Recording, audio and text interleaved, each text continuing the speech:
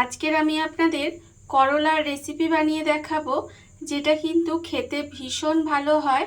বিশেষ করে গরম ভাত দিয়ে খেতে ভীষণ ভালো লাগে। যারা করলা খেতে পছন্দ করে না তাদেরও যদি আপনারা এইভাবে বানিয়ে দেন, তারাও দেখবেন খুশি মনে খেয়ে নেবে। নমস্কার বন্ধুরা, শ্রাবণী রান্নাঘরে আপনাদের সবাইকে স্বাগত জানিয়ে আমি প্রতিদিনের মতো আবারও আজকের একটা রান্নার ভিডিও নিয়ে আপনাদের সামনে চলে এসেছি। আজকের আমি আপনাদের করলা দিয়ে একটা অসাধারণ রেসিপি বানিয়ে দেখাবো। আশা করি আপনাদের ভালো লাগবে। তার জন্য কিন্তু আমার পুরো ভিডিওটা আপনাদের দেখতে হবে। আর দেখা শুরু করার আগে একটা লাইক দেবেন, সুন্দর একটা কমেন্ট করবেন আর শেয়ার করতে ভুলবেন না।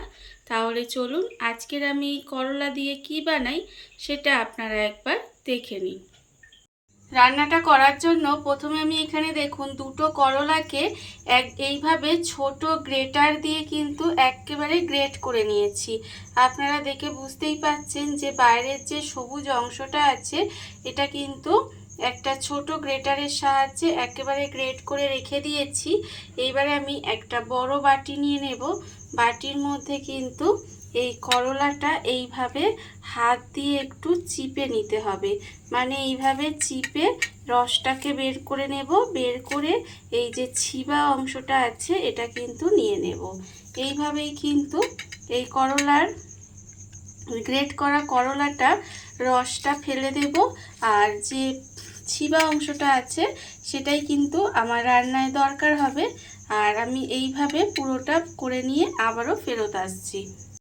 করলাটা আমি এখানে রসটা চিপে ফেলে দিয়েছি, আর যে চিবা অংশটা সেটা কিন্তু আমি এখানে নিয়ে নিয়েছি। এইবারে আমি এর মধ্যে দিয়ে দেব, দেখুন আন্দাজ মতো একটু নুন দিয়ে দেব। আন্দাজ মতো এর মধ্যে নুন দিয়ে দিলাম। আর আমি দেব এর মধ্যে হলুদের গুঁড়ো। এখানে কিন্তু ভীষণই সহজ আর খুব কম উপকরণে রান্নাটা হয়ে যাবে। খেতে কিন্তু অসম্ভব সুন্দর লাগে। বিশেষ করে গরম ভাত দিয়ে খেতে কিন্তু এই রেসিপিটা ভীষণ ভালো লাগে। আর দেব আমি এর মধ্যে অল্প সামান্য একটু লঙ্কার গুঁড়ো। এখানে আমি কিন্তু খুব অল্প সামান্য একটু লঙ্কার গুঁড়ো ব্যবহার করব। আর দেব আমি এখানে খুব অল্প একটু কালো জিরে। এখানে কিন্তু অল্প সামান্য একটু কালো জিরে দিয়ে দিলাম। আর দেব এখানে বেসন। এখানে কিন্তু অল্প অল্প করে বেসন দেব, দিয়ে এটাকে কিন্তু খুব ভালোভাবে মেখে নেব। আর একেবারে অনেকটা বেসন কিন্তু দেব না, এইভাবে অল্প অল্প বেসন দিতে হবে। আর হাত দিয়ে কিন্তু এইভাবে সমস্ত কিছু মেখে নিতে হবে। আর আমি প্রতিদিনের মতো আপনাদের একটা কথাই বলবো যে প্লিজ আমার ভিডিওটা আপনারা টেনে টেনে দেখবেন না, পুরো ভিডিওটা দেখুন। আশা করি আপনাদের ভালো লাগবে। দেখুন আমি কিন্তু এইভাবে একটু চটকে চটকে মাখবো। মাখলে কিন্তু দেখবেন এটা কিন্তু সুন্দরভাবে মাখা হয়ে যাবে। সমস্ত কিছু একসঙ্গে খুব ভালোভাবে মেখে নিয়েছি। আর দেখুন আমার কিন্তু এটা ভালোভাবে মাখা হয়ে গেছে। এইবারে এটাকে একটু আলাদা করে সরিয়ে রেখে দেব। এইভাবে কিন্তু এটাকে আলাদা করে সরিয়ে রেখে দিতে হবে। আর আমি এখানে মশলা রেডি করে নেব। তার জন্য নিয়েছি এখানে মিক্সির জারটা। মিক্সির জারের মধ্যে আমি প্রথমে দিয়ে দেব এখানে দেখুন 1 চামচ সাদা সর্ষে আর 1 চামচ কালো সর্ষে এখানে রেখে দিয়েছি। সেই কালো সর্ষে আর সাদা সর্ষেটা দিয়ে দিলাম। আর দেব এখানে সাদা তিল। এখানে প্রায় 1.5 চামচের মতো সাদা তিল আছে, সেই সাদা তিলটাও আমি এখানে দিয়ে দিলাম। আর দেব আমি এখানে দুটো কাঁচা লঙ্কা। দুটো কাঁচা লঙ্কা কিন্তু এখানে আমি এইভাবে ভেঙে ভেঙে দিয়ে দিলাম। আর দেব এখানে খুব অল্প সামান্য একটু নুন দিয়ে দেব। এখানে কিন্তু একদম অল্প একটু নুন দিয়ে দেব। দিয়ে প্রথমে এটাকে শুকনো একটু ঘুরিয়ে নেব, তারপরে কিন্তু এটা জল দিয়ে খুব ভালোভাবে পেস্ট করে নিতে হবে। মশলাটা আমার এখানে রেডি করা হয়ে গেছে। এইবারে দেখুন এটাকে কিন্তু আমি আলাদা করে ঢেলে রেখে দেব। রেখে দিয়ে আরেকটা মশলা তৈরি করব। এই মশলাটা আমি আলাদা করে ঢেলে রেখে দেব। মশলাটা আমি এখানে আলাদা করে ঢেলে রেখে দিয়েছি। এবারে আমি আবারও মিক্সি জারটা নিয়ে নিয়েছি, এর মধ্যে আরেকটা মশলা রেডি করব। তার জন্য দিয়ে দিয়েছি এখানে পেঁয়াজ। আর এখানে কিন্তু একটা মাঝারি সাইজের আমি এখানে পেঁয়াজ দিয়ে দিয়েছি। সেই পেঁয়াজটা আমি এখানে এইভাবে একটু কুচি করে রেখেছি, সেই পেঁয়াজটা দিয়ে দিলাম। আর দেব আমি এখানে টমেটো। এখানে কিন্তু একটা ছোট সাইজের টমেটো এইভাবে কুচি করে রেখেছি, সেই টমেটোটাও আমি এখানে দিয়ে দিলাম। দিয়ে আবারও কিন্তু অল্প একটু জল দেব, দিয়ে এটাকে পেস্ট করে নেব। আর আমি কিন্তু এখানে দুটো মাঝারি সাইজের করলায় যেটুকু হয় সেটুকুর জন্যই কিন্তু আমি সমস্ত উপকরণ নিয়েছি। আপনারা যদি বেশি পরিমাণের করেন তাহলে কিন্তু সমস্ত কিছুর পরিমাণটা একটু বাড়িয়ে নেবেন। দেখুন আমি কিন্তু এখানে অল্প একটু জল দেব, দিয়ে আবারও কিন্তু এটা পেস্ট করে নিতে হবে। টমেটো আর পেঁয়াজটা কিন্তু আমি এখানে পেস্ট করে নিয়েছি। দেখুন পেস্ট করা হয়ে গেছে। এইবারে এটাকে আলাদা করে সরিয়ে রেখে দেব। আর অন্যদিকে গ্যাসটা অন করে একটা কড়া বসিয়ে দিয়েছি। আর কড়ার মধ্যে দিয়েছি আমি এখানে সর্ষের তেল। এখানে কিন্তু আমি পুরো রান্নাটা সর্ষের তেলে করব। আর আপনারাও চেষ্টা করবেন সর্ষের তেলে করার। যদি না পারেন তাহলে যে কোনো রান্নার তেলে করতে পারেন, তবে সর্ষের তেলে যদি এই রান্নাটা করা যায় তাহলে আমার মনে হয় খেতে বেশি ভালো লাগবে। যাই হোক, তেলটা দেখুন এখানে কিন্তু আমার গরম হয়ে গেছে। তেলটা আমি এখানে খুব ভালোভাবে গরম করে নিয়েছি। এইবারে আমি তেলের মধ্যে দিয়ে দেব যে প্রথমে আমি এখানে করলাটা গ্রেটারে গ্রেট করে বেসন দিয়ে আর অন্যান্য মশলা দিয়ে আমি এখানে মেখে রেখে দিয়েছিলাম আগে থেকে। সেটা কিন্তু আমি এখানে দেখুন এইভাবে অল্প অল্প করে হাতে নেব, নিয়ে এইভাবে জাস্ট ছোট ছোট বড়া করে এর মধ্যে দিয়ে দেব।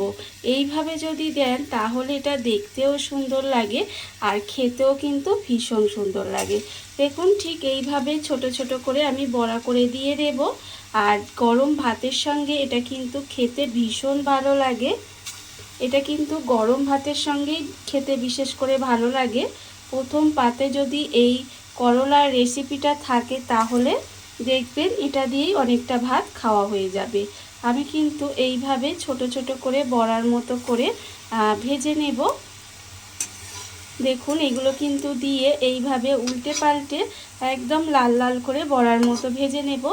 যারা কিন্তু করলা খায় না বা করলা খেতে ভালোবাসে না তারাও কিন্তু এই যে করলার রেসিপিটা যদি খায় তাহলে কিন্তু ভীষণ খুশি হবে। দেখুন আমি কিন্তু উল্টে পাল্টে এই ছোট ছোট বড়াগুলোকে ভেজে নেব। বড়াগুলোকে একেবারে লাল লাল করেই কিন্তু ভাজতে হবে। আর তেলটাকে গরম করে নিয়ে তারপরে কিন্তু গ্যাসটা একেবারে লোতে দিয়ে দেবেন। লোতে দিয়ে এইভাবে উল্টে পাল্টে একটু সময় নিয়ে লাল করে ভেজে নেবেন। দেখবেন ভেতর থেকেও সুন্দরভাবে ভাজা হয়ে যাবে। আর না হলে ওপরটা লাল হয়ে যাবে আর ভিতরটা দেখবেন কাঁচা থেকে যাবে। সেই জন্য কিন্তু গ্যাসটা এইভাবে লোতে করে দিয়ে একটু সময় নিয়ে উল্টে পাল্টে লাল লাল করে ভেজে নিতে হবে। বড়াগুলো আমার এখানে উল্টে পাল্টে লাল করে ভাজা হয়ে গেছে। আর এগুলো কিন্তু এর থেকে আর আমি বেশি ভাজবো না, আমার ভাজা হয়ে গেছে। আমি এটাকে তেল থেকে খুব ভালোভাবে তুলে নেব। তুলে নিয়ে কিন্তু এখানে আলাদা করে রেখে দিতে হবে। বড়াগুলো আমি এখানে আলাদা করে রেখে দেব। আর ওই একই তেলের মধ্যে কিন্তু আমি আরও অন্য যেগুলো আছে সেগুলো ঠিক একইভাবে এইভাবে ছোট ছোট করে দিয়ে আমি কিন্তু এখানে সমস্ত বড়াগুলো ভেজে নেব। এখানে আমার সমস্তগুলো ভাজা হয়ে গেছে। আমি কিন্তু এখানে আলাদা করে সরিয়ে রেখে দিয়েছি। আর অন্যদিকে দেখুন আমি যে তেলের মধ্যে ওইগুলো ভেজেছিলাম, মানে ছোট ছোট বড়াগুলো ভেজেছিলাম, সেই তেলের মধ্যেই কিন্তু রান্নাটা করব। তার জন্য প্রথমে দেব এখানে অল্প সামান্য একটু কালো জিরে ফোড়ন দিলাম। আর কালো জিরেটা একটু আমার ভাজা ভাজা হয়ে যখন যাবে তখন আমি এর মধ্যে দেব একটা কাঁচা লঙ্কা ফোড়ন দিয়ে কাঁচা লঙ্কাটাও কিন্তু এইভাবে একটু তেলের মধ্যে নেড়ে চেড়ে নেব। আপনারা কিন্তু চাইলে তেলের পরিমাণটা কমিয়েও দিতে পারেন। দেখুন এইবার আমি এর মধ্যে দিয়ে দেব, প্রথমে আমি এখানে যে রেখেছিলাম পেঁয়াজ আর টমেটো পেস্ট করে রেখেছিলাম, সেই পেঁয়াজ আর টমেটোটা কিন্তু এর মধ্যে দিয়ে দিলাম। দিয়ে এটাকে খুব ভালোভাবে কিন্তু প্রথমে কষিয়ে নেব।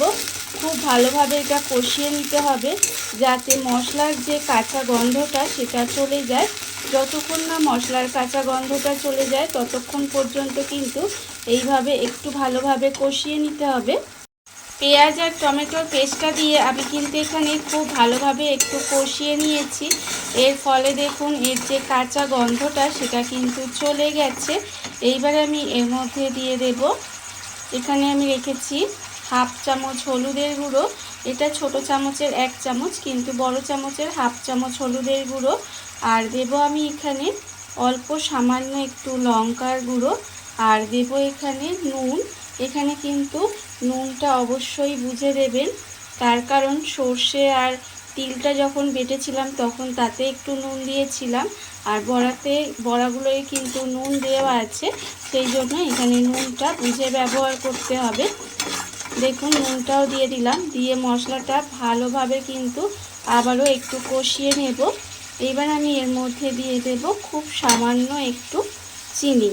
এই চিনিটা কিন্তু স্বাদের ব্যালেন্স করবে, মিষ্টি করবে না। এটা আমার তিতো জাতীয় একটা রান্না, মানে তেতো একটা রান্না করছি।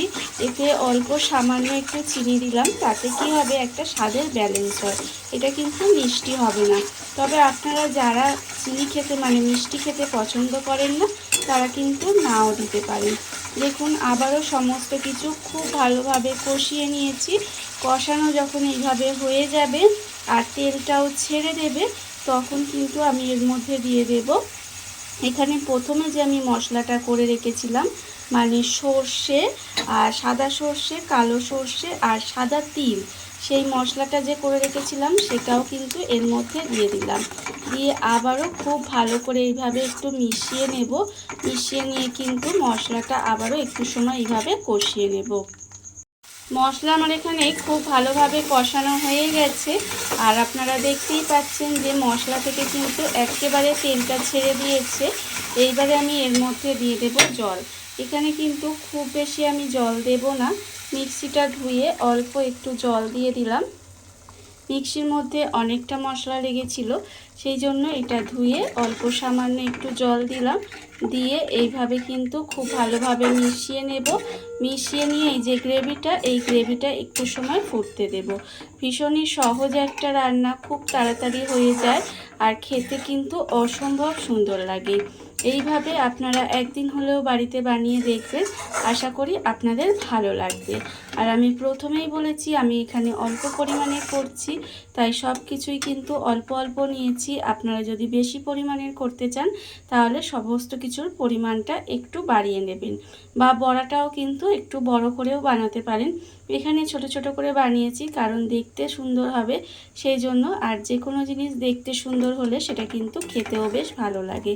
দেখুন এবার এইভাবে কিন্তু গ্রেভিটাকে আমি একটু সময় ফুটিয়ে নেব।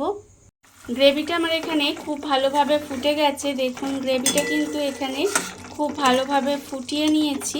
এইবারে আমি এর মধ্যে দিয়ে দেব যে ছোট ছোট করে বড়াগুলো ভেজে রেখেছিলাম, সেই বড়াগুলো কিন্তু এর মধ্যে দিয়ে দিলাম।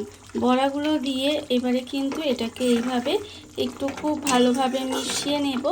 মিশিয়ে নিয়ে কিন্তু আবারও একটু সময় এইভাবে রান্না করে নেব। দেখুন এইভাবেই কিন্তু আবারও একটু সময় রান্না করে নেব। বড়াটা দিয়ে আমি কিন্তু এইভাবে 5 মিনিট মতো একটু রান্না হতে দিয়েছিলাম। দেখুন রান্না কিন্তু এখানে প্রায় হয়ে এসেছে, আর দেখতেই পাচ্ছেন যে ওপর থেকে কিন্তু তেলটা আস্তে আস্তে ছেড়ে দিচ্ছে। যখন দেখবেন এইভাবে একটু মাখো মাখো হয়ে গেছে তখন বুঝবেন যে রান্না কিন্তু আমার এখানে একেবারে রেডি হয়ে গেছে। দেখুন গরম ভাতে যদি প্রথম পাতে এরকম একটা রেসিপি থাকে আমার মনে হয় সবাই খুশি হয়ে যাবে। আর দেখুন রান্না আমার একেবারে রেডি হয়ে গেছে। এইবারে আমি গ্যাসটাকে অফ করে দেব। আমি যেহেতু বড়া ভাজার পরে রান্না করার সময় দেখবেন অনেকটা তেল দিয়েছিলাম, সেই জন্য কিন্তু আমি শেষে আর কাঁচা সর্ষের তেল দিলাম না।